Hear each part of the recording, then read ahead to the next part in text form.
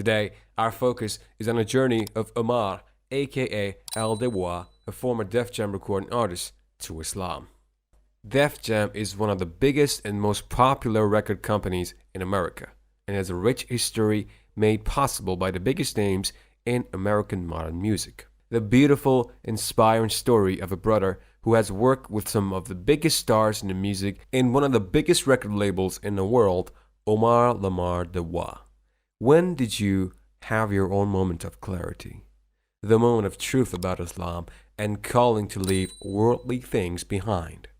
I know the answer is relative, but there's a lot to learn from the story of our dear brother who found light in an unusual circumstance.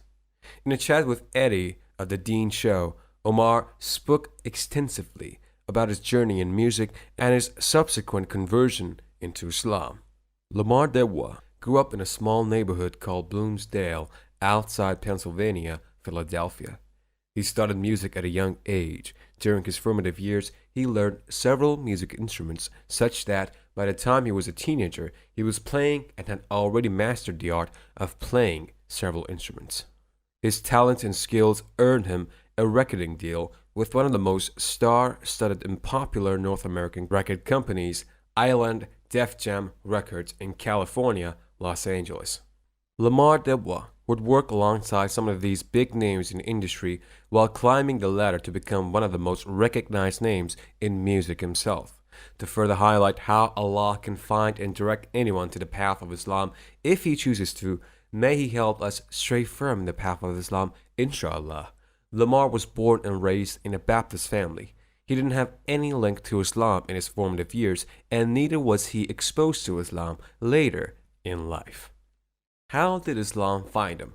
Or was he the one that found Islam? Omar began questioning his involvement in music. He redefined his circle of friends such that a friend of his got converted to Islam. This motivated him, but only those Allah has shown the right path will be able to tow it.